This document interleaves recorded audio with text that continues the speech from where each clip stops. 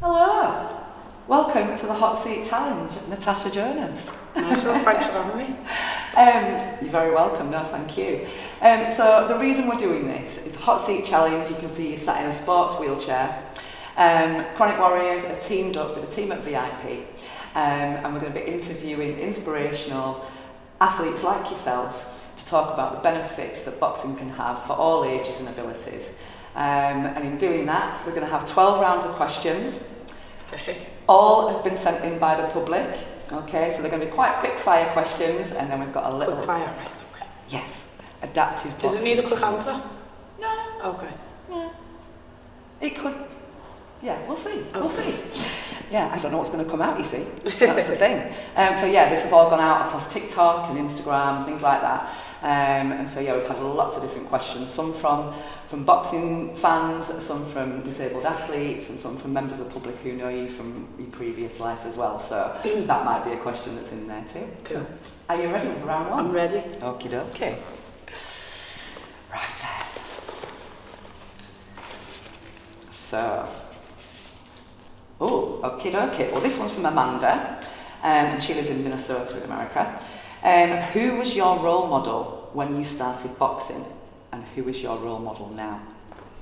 I always loved Manny Pacquiao for the stuff that he did outside the ring more than he did in, but also like Tanya Gray Thompson as a kid was my like hero, because she was the first person that made me look like parasport, and now she's, you know, in Parliament and trying to improve life for people who are in the same position as her. And I think if you have that platform and you have that status, that you should use it positively. So I still look up to her now. Absolutely, love that. Thank you very much. So, just for those people who don't maybe know what Manny Pacquiao did outside of the ring, just give me a little bit around what it was that inspired you from him. He built hospitals, schools. Literally every time he fights, the crime rate in the Philippines drops to zero. Wow. You know, he obviously came from a poor part of the Philippines, and he goes back and he invests, and you know, he's running for to be a member of the government now. So wow. Yeah, I just think you know, if you can have that effect on people, he builds boxing gyms and encourages people to get involved. So you can have that effect on people and use what you've done for yourself positively and spread it. I think that's a good thing to be able to do. Yeah, absolutely. I think sort of like with the Gloves Up, Knives Down campaign, that's sort of more close to home, isn't it? Yeah. We've got a lot of boxers and MMA fighters that are coming out and sort of standing together with that campaign. And it's the same kind of thing, isn't it? It's about inspiring the next generation, saying actually, we can move away from the life that we know, and we can make a different life for yourself, your family, and your future. Exactly. I love that. Right, okay. Round two. I feel like I need a bell for next time. We can ring announcer. This looks like a long one. My Ability Chris says, when was the moment that you began to believe that you could make it to the top and become a world champion? I don't think you ever set off. I didn't ever think, right, I'm going to be a world champion. But every time you reach a goal, then you have to push it a bit further, because you think, well, I've done that now. So maybe I need to set the bar a little bit higher. And you set it a little bit higher to the next target. And maybe that could be the next fight. That could be, you know, I'll get European, I'll get British, I'll get whatever your route is. And I think with boxing, every time, you know, at one stage, the goal I wanted to reach was just boxing for the club. When I reached that boxing for the club, it was like, okay, now I want to go to the championships. When I went to championships, it was like, okay, I've won them now. Now, you know, what's next? Then we had the Team GB, right? I want to get on Team GB. I want to get to the Olympics. You turn pro, right? I just want to win my first fight. Yeah. You know, I want to impress. You know, and you want to learn, and then you know the belts come. But this is it's a long. I've been in boxing 18 years this year, so it's not just a case of, oh yeah, 2022 was brilliant. It was you know, I've won, and that came in 2022. That's been since 2005 in the making. So that's actually a question that I wanted to ask you, and it's kind of come naturally off the back of that. When I spoke to you just after the new year, I remember saying to you on the phone, I hope 2023 is even bigger and even better. And your response was, I'm not sure what that would look like. And I thought about it a lot afterwards. And it's not necessarily what you do in the ring, is it? It might not be to become undisputed. It might not be a boxing goal, because now you're doing a little bit of the commentary, which is fantastic, and we're seeing your face in so many other arenas now. So yeah, what does 2023 look like for you? Is this round 3? No. This is like extra time. Yeah. Stop time. Yeah, I honestly don't know. Everything since winning the world title is a bonus. Yeah. So I just take everything as it comes and decide what I want to do when I want to do. And it's nice to have that power, because I didn't always have that power. Sometimes you're chasing stuff. When you're chasing someone to be at the top and you're trying to get their title, they're the target. Yeah. But now I'm the target, so they're all chasing me, and I can pick and select what I want to do. And you know, I do love doing stuff in schools. I do so much work in and around Liverpool, and going to schools and going to seniors, primaries, and doing talks. And you know, it is about raising the aspirations of young people, because I'm no different to the kids in school that I go to. I wasn't the best in school. I wasn't the cleverest. I was far from it. I was probably the most disruptive in the class. But sport was always my positive thing that I could go to, and that was my shining light, that I could excel and I could be praised for, and so, you know, I believe there is a sport out there for everyone, literally everyone. Whether at what participation rate you take it to is down to you, but there is something for everyone to be involved in. Absolutely.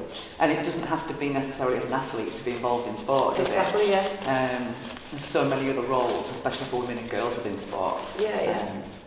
I'm having a good dig now. Right, we are round 3. God, that makes like me choose. Oh, okay, you can choose the next one. Interesting. I get anxious. Oh, this is from Sarah. I get anxious at the thought of going to a gym. What was your experience like working with other women, and did you find it competitive?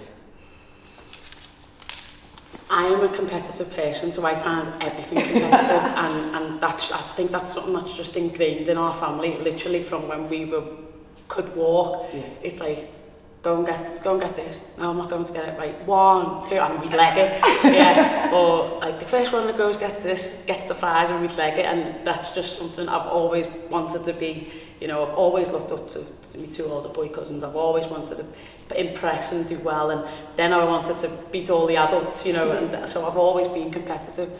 But to walk into a gym, any gym, is daunting, and that was no different for me. I remember the first time as a little girl that I went and played football with my cousins round the corner, and 2 older boy cousins, like 3 and 4 years older than me, and you know, you go round the corner and I'm the little girl new to the group, that, you know, the one little girl, and like, you know, lads always choose the best players, and then they choose the mates, and then they choose the ones that like you know, and I was one of the last ones to pick. I was raging. I was thinking, no, I know I'm a better player than one of them. So you've just picked them because he's your mate. It was like, right, within the next year, I'm going to be picked before him. And true to my word, I got picked. Like by the end of that year, I was getting picked before one cousin. The other one was quite good, to be fair, but one I knew was terrible. And when I walked into the gym on the first day, that was exactly what it felt like. Wow. Especially when I moved to the lads class, because it was the first time we'd had, you know, we're talking 18 years ago, like I said, it was the first time we'd had females involved in their sessions. I was from a totally different part of the city, and I walked in and I was just like, I felt like that little girl again who's going to get picked last. And the first thing you do when you go to a boxing gym, everyone's like, right, get your gloves and things on, you do a little warm up, and then you go into pairs. Yeah. And I thought, oh, I'm going to be last picked. And but yeah, and Liam Smith it was that said, come on, I'll be your partner. And from that day on, it just wasn't an issue, because boys don't know how to act either. I don't mean that in a bad way. They're a bit like, how hard can we go? We don't want to embarrass ourselves, but then again, we don't want to be mean. It's a learning curve for everyone. But I think the hardest part about the gym is going. Taking that first step to go through the door. And you know, a lot of the stereotypes and anxiety we have about the gym is not through experience. It's just through listening or you know, maybe other people's experience, but it's not from your own. If you go and make that effort to go through the door, I can guarantee you it's nothing like you'd ever think it is. I think in a boxing gym it's quite unique in the sense of it doesn't matter whether you're the best, the newest, the fastest, the most accolades. As long as you're trying, everybody in that gym respects you for being there. Yeah. Whether you're there as a wheelchair boxer, whether you're there as a unified world champion, whether you're there as a trainer, there's a mutual respect for just trying, and that's what I've always found in boxing. It's been really positive for me. 100%. I think when we talk about women's pay and stuff in professional boxing, all the lads that I've ever trained with agree, because they know that when I'm in the gym, I do everything that they do. You're a boxer. And they respect that, yeah. And to be honest, even though I am being judged when I'm in the ring, it's the one place that I don't feel judged. Wow. It's the one place that I feel I can just express myself and be me without having, I'm taking this on board, I'm taking this on board, I'm this, and all these labels and titles that people give you. It's the one place where I can just come in and just be me and express myself. It's your safe space. Yeah, it is, 100%, yeah. It's definitely turned into it. I don't know if it was that at the start, but it's turned into it. As soon as you gave me such a great answer, you can do that. Oh, nice. That's a hard thing to go on. You're watching it the longest question now. Oh, it does look long as well. Okay, got it. This is from Graham.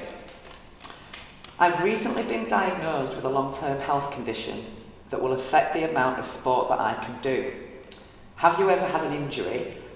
What advice would you give people, what advice would you give to somebody like me to stay motivated?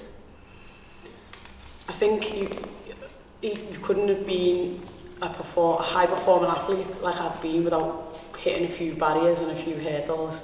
I got injured from football, which meant I left football, and that's how I ended up in boxing in the first place. I snapped my toe in the Commonwealth Games, which meant I lost my fight, and then there is lots of barriers, lots of hurdles. I think for someone who's got a long-term health condition, it's just about keep moving.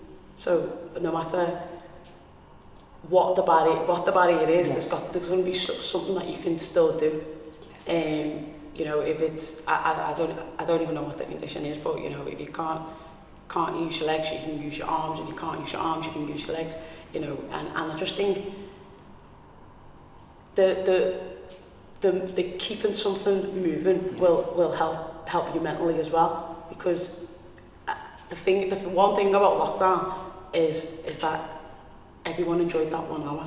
Yeah. And made the most of that 1 hour that we was allowed out. Yeah. And I think people sometimes, when we've gone back to the world and the world's back open, that we forget about that 1 hour that we had. Yeah. That was so important at that time, to be out and do something and go and do something and be moving outside. Yeah.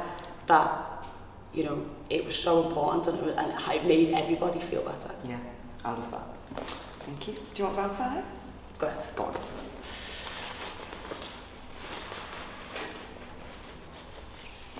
Oh, probably more quick fire this one. It's more. This is from 2 people actually, Pixie and Gemma. You've dedicated your first belt to your daughter. How do you manage a successful career and family life? It can be tough. It's got its challenges. Like I say, in lockdown was the biggest challenge. We didn't want to bubble with me nan, who and my mum, they live together, so we didn't want to bubble with them because we knew we were going to come out and come to the gym. Yeah. So we had to bubble with just me and her. Obviously the school was closed. I had to homeschool, which was tough in itself. And then it was just me and her coming here. But then she was here, the first time. She always knew that mum was a boxer and what mum went to the gym, but she never knew what mum did in the gym. So things like that were hard to do, because she thinks she's Joe's number 2. She loves being here. She was here on Wednesday actually, when the teachers were on strike, and she gives me water in between rounds. When we're on the track, she's legging it and go, Mila go, Mum go, and I'll be running after her. So she loves it. But the one thing that I will say, so it does have its issues, and literally I do my things here. I try and get my second session in before I go and pick her up at 3 o'clock. and then I do hairing around. Monday there's karate, Tuesday there's swimming, Wednesday there's gymnastics and tennis, Thursday there's tutoring and something else, and then Friday that's a day off. So I do all that running around as well after. But the one thing that I will say is that mentally, when I was on GB and I didn't have hair at the time, it was all about the result, and it is still about the result. Obviously the result matters. But like if I had a bad spot, it'd like knock me for like 2 or 3 days, and I'd be thinking, oh, you know, that spot, like, oh, I got hit with this and I can't be doing that, and you know, or if I lost in a tournament, and I'm thinking, oh, and it'd stay with me until the next tournament or until the next spot. Now, like, I've got a shut off, because as soon as I leave this gym and open the door to the house, I just have to be mum. Yeah, so mentally, mentally, I just switch, and even the baby knows, like, when I get my hair done, she's like, Mum, you Miss GB, aren't you? And I'm like, yes, that's Miss GB. So she knows that there's a difference of, you know, when I'm mum and I'm in work mode, and when I'm just mum. Thank you. That's all right. You can have the next one. Yes, another big one.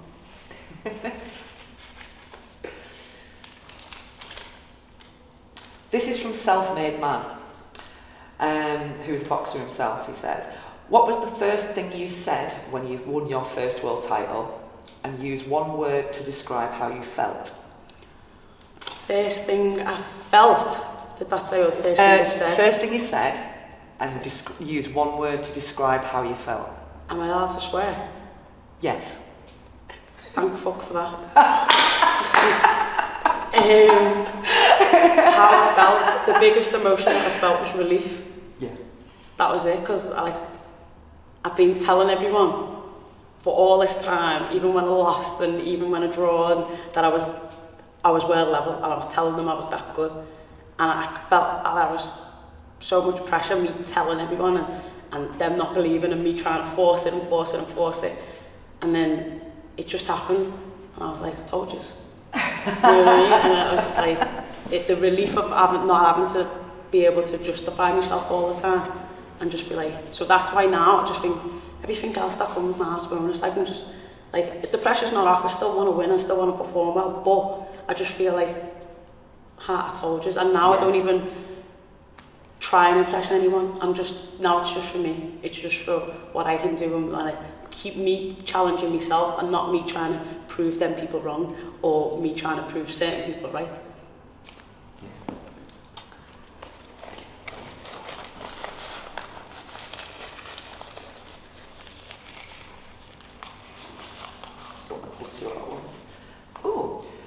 This is Claire, spelled with an I. What does fight day look like to you, and do you have any rituals? I had on GB we had this we had a sports psychologist, and we had this like psychology thing where you done your perfect day. So what would your perfect day before? And it started from the night before. So like, what would I do the night before? I'd like shave my arms and shave my legs, and I still do it like. So the point of me telling you this ritual is that I still do this ritual to this day. Okay, so then and nothing's ever 100% perfect, but if I can keep it close enough to this ritual, then it's a good day for me. So I shave my legs and shave my arms the night before. On the morning, I pack my bag. Now it's a bit different to professional, because in the morning you're packing your bag to go to a stadium in amateur boxing, but now I pack my bag for what I'm going to need for later. I've already got a diet sheet on whatever I'm eating. On the morning I'll go down and have breakfast if I can wait, obviously wait thingy. And then I'll just chill. We go for a walk, then come back to the room, chill, try and have a sleep, get back up, and then it goes to what you do when you get to the stadium. Sometimes I'll go to the ring and see what it's like, test the ropes, and just walk around, feel the canvas. Sometimes I'll sit and watch how the judges are scoring things. Then I'll go back to the changing room, listen to a playlist. It's normally Joe's, which he's got quite decent music, to be fair to him. So, yeah. So I listen to Joe's playlist, then you start your warm-up, you know, what do you say to yourself when you're going through warm-up? Right, you're going through all the tactics. What do you say to yourself 15 minutes before? I feel sharp, I feel ready. What do you say to yourself as you're walking out the door? Let's go. What do I say to myself when I get in the ring? This is it. What do you say to yourself when you touch glove? I'm ready. And that's it. Like, so you just break it down into night before, the morning of, when you get to the arena, you know, what you do in the arena. Half an hour before, oh yeah, I take some like gels, energy gels, half an hour before. To obviously do pads and stuff. What you do 10 minutes before, what you do 5 minutes before, what you do 1 minute before, what you'd say to yourself before you're actually going to start doing it. And then that's my plan. So it is all a process, isn't it? It is, yeah. Yeah. All that, it's not just the work that's done here in between camps and through your camp. It is literally right down to that last second you have to go, it planned. And it's not necessarily always something physical. Yeah. It's what are you saying to yourself? Yeah. How are you feeling? What music are you playing to put you in that mood? Do you need G'ing up? Do you need taking the... Some people are hyper. Yeah. Like, I've been in changing rooms with the likes, she won't mind me saying, I'm sure Lisa Whiteside, yeah. who was, her anxiety was up here, whereas mine's like down there. So we bring a level, because sometimes she's like, why are you so relaxed? You need, and I'm like, oh, she's right, I need picking up a bit, but then at the same time, I'm bringing her down. So we did work well together. That's a good balance. Yeah. Okay, I think this is 8. Right. Not giving me more than 12. Huh?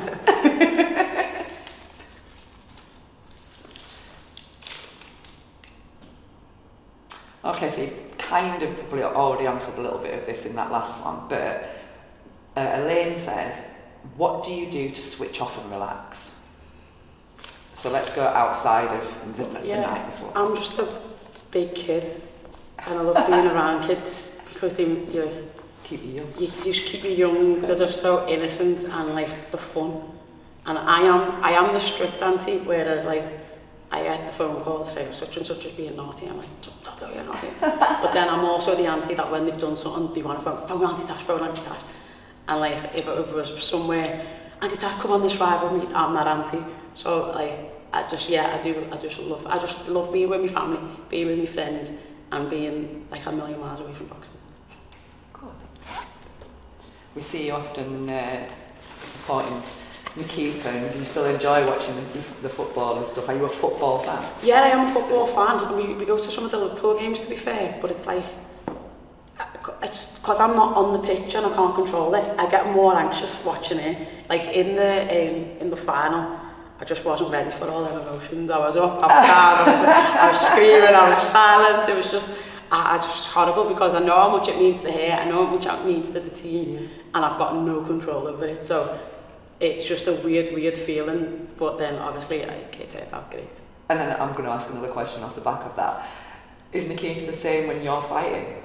For you, does she probably experience the same nerves that you experience for her when she's on the pitch that you have in the ring? I think so. I remember saying after the last fight, they was away competing, but they were all had it on the phone. Oh. When she's like, they're all bouncing around and they're all, the whole team's with them like, she said. So yeah, I presume so. Oh, brilliant. Okay, you can have the next one. And a couple that are a bit stuck together. Quite like confetti.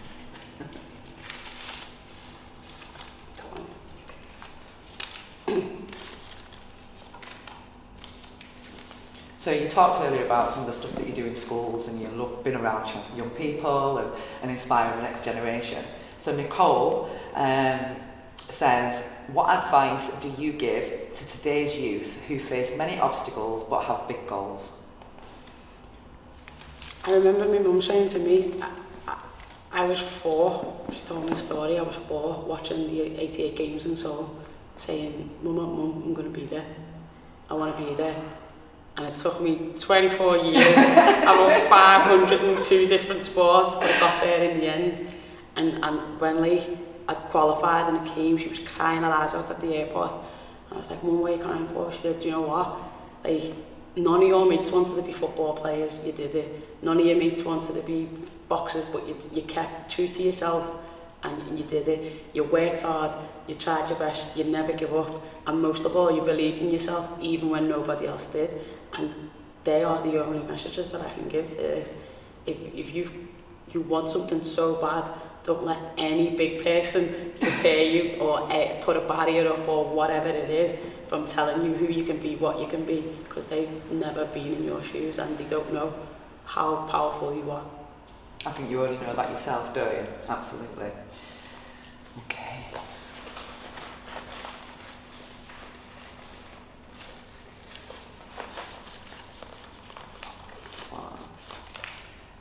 This is from Jane.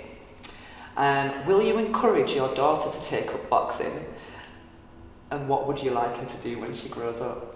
Oh God. Loads of people ask me this, to be fair. I would never discourage her from doing anything, because, especially boxing, because I'd be stupid to, because of the life that it's given me. Yeah. And like I say, I'm just, you know, some little snotty-nosed kid from Toxteth who wasn't very clever, but found her way in sport. So, you know, for now I'm on some parliamentary group for boxing. I'm on Sky commentating for boxing. I'm a world champion in boxing. I do think sometimes if you're a kid going into your parents' sport, that there's an expectation of, you know, your DNA and how good you should be and could be. And we see that with Conor Ben, we see that with Chris Eubank, we see that with Campbell Hatton. So I think there would be an expectation on his shoulders to be a certain way. So I think that would be hard. But I'd never discourage her from taking up boxing. I would love her to do football or tennis, because they're my two favourite sports. And I think with football, it's that the team side of things as well, being part of a team. I think that can bring resilience, and it can set you up for adult life. Even if you don't go into sport as an adult, but as a teen, if you can get involved in a team sport, I think it can really bring you on socially, and that building trust, and whether you find out whether you're a leader or whether you're just one of the girls that just wants to just keep I think sports on a whole, on a flatbed, does that, because even though they say boxing's an individual sport, and it is, I come in here, you see how many people are in here. I have to communicate with Joe to make sure that I can be. We have to work together. So, and he's not the only one. I've got a strength and conditioning coach. I've got a sports psychologist. I still work with them. So, and they've all got to communicate. So we are a team to make me better. You know, I've got the support of my family and friends who watch the baby when need be. So we are a team. But you know, there's so many things that boxing is just a skill that I'm good at. But sport on a whole has taught me, like you say, to be able to communicate to all people at all levels. It's taught me resilience. It's taught me, to believe in myself. It's made me motivated. I can work on my own. I can work as part of a team. And if you said to an employer, Joe might say different, but I'm punctual. If you said to an employer, like, give me, 10 things you want your employee to be, they'd say all them things, and so they're not just, the skill is just boxing, but I'm learning life skills as part of doing something, as being active. And I think for anybody who's watching this who has only ever seen boxing on the TV, you don't have to get punched in the face to enjoy this sport. And that team you've just sort of been talking about, that's there for everybody to enjoy, isn't it? And even if you are in a spar and it might be a girl that's come in for the first time, you've never met her, you've sparred 10 rounds, but you shake hands, you have a selfie at the end of it, and then you stay in touch, and you support each other, and they'll go on for a fight, and things like that. And I think, the mental health benefits of being part of a team in the boxing gym, I think is something really, really special. There isn't a girl, or a lady I should say, that's come here and I've sparred that I haven't bought a ticket off. Wow. So. Yeah. So I think 11 and 12. I've lost count. Oh yeah, so have I. I might have to change the definition of quickfire. Two people put this one in as well, Amanda and Lizzie. We've kind of answered this actually, but why boxing? Coming from football, I was well known for taking my boots off and throwing them at my own players. if I thought that they weren't trying 100%, because I genuinely believe every time I stepped on the football pitch, I'd give 100%. And if I thought that people weren't and I knew they could play better, it would wind me up. And then when I went into boxing, I was like, I didn't have to rely on them people. It was all about me and how much I put in and how much hard work I do. And it's just me versus another person, and I like that better. And just, I honestly, I can't put my finger on one thing. It's addictive. When you get out of, when you're going into the ring and people are all cheering, whether that's a club show or whether that's Manchester or Liverpool Arena, and you're like, and then they put your music on, you get your hairs, and my hairs just stand up. Just thinking about it. And then it's like, in the next in the ring, Jonas, like, whoa! And it's that you get addicted to. The atmosphere that I've heard when your name gets called out and you're in the ring is just insane. Yeah, it's that, and I understand why when it's gone that people struggle, because you are literally chasing a dragon. Yeah. It's an addiction of that feeling, that and them endorphins. So when it's gone, and people, negatively sometimes find other things to replace it, because it is such a high. Don't get me wrong, the lows are so low, but that high that you're constantly chasing, and that's why it's boxing.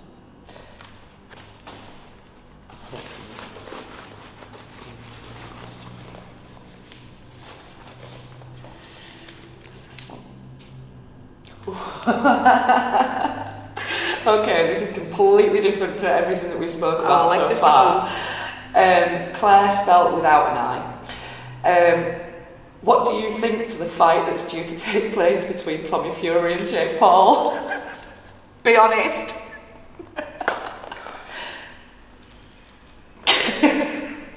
I really like Tyson Fury.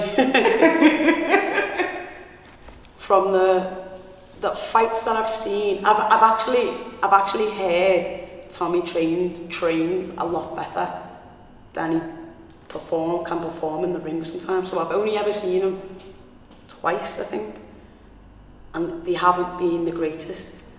And to be fair, I've seen Jake Paul only once, and he wasn't great either. He was good, but he wasn't great. I probably get killed for saying this, but I do think it's a genuine, fair fight, where for boxing I hope Tommy wins, but I don't know if he will. Yeah. Can I say that? Yeah, no, absolutely. That was very diplomatic. Last one. Okay, this one's from Lee. Is it true that you considered moving to MMA after the Katie Taylor fight? If so, what was the reason for deciding not to, and would you consider doing so in the future? So it was before the Terry Harper fight. It was. Lockdown was just happening. Obviously the fight was called off. I was supposed to fight her, and then lockdown happened, and then we kind of all sports stopped. We didn't know when it was coming back. We didn't know what was happening, but MMA was still going, and I did get an offer from one of the MMA companies, and I started going to training Next Gen with Molly and with Liam McCaw, and with my brother goes there as well. I did enjoy it. There's all. I do appreciate now more when I watch the UFC. When I used to watch it before, I'm like, oh, why don't you just do this?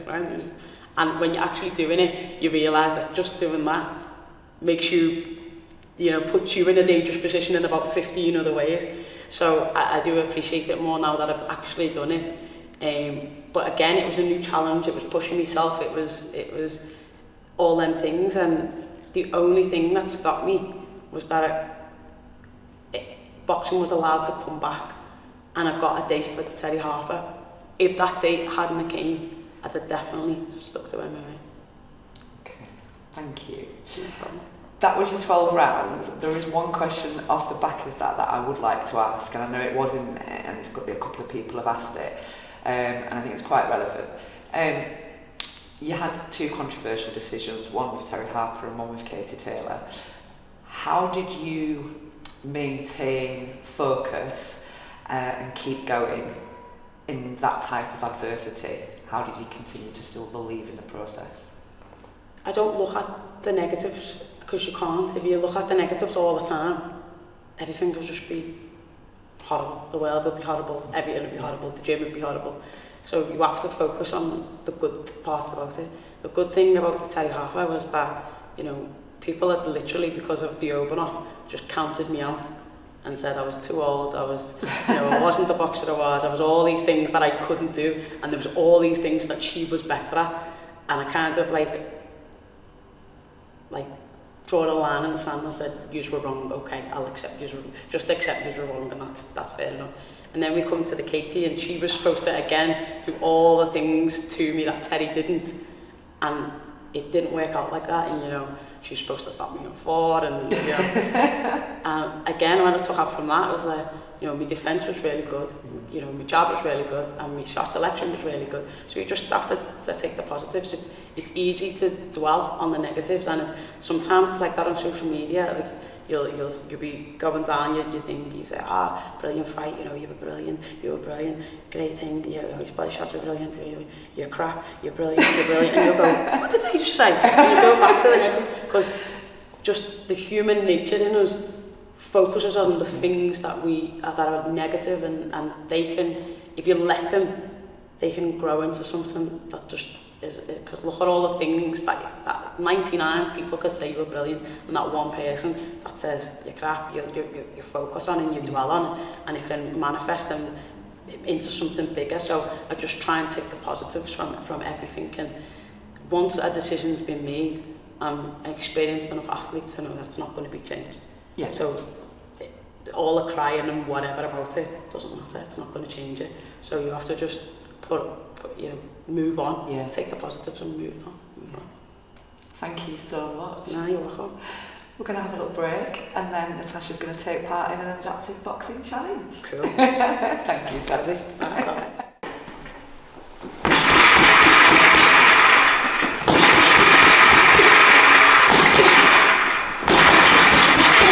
How many that was? 21, I think.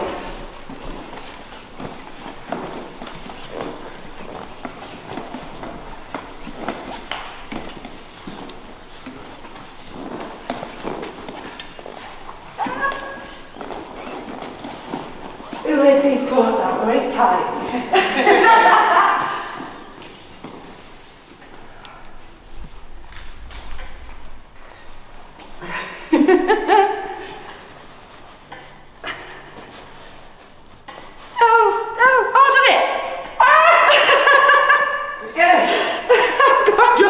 My legs.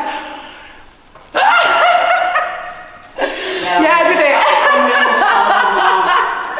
Oh God. 3, 2, 1, go. 9, 10.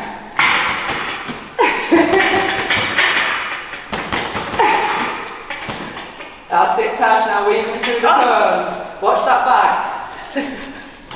Oh, they had to be 4. Was that a second? Oh, careful, careful. Watch the cones.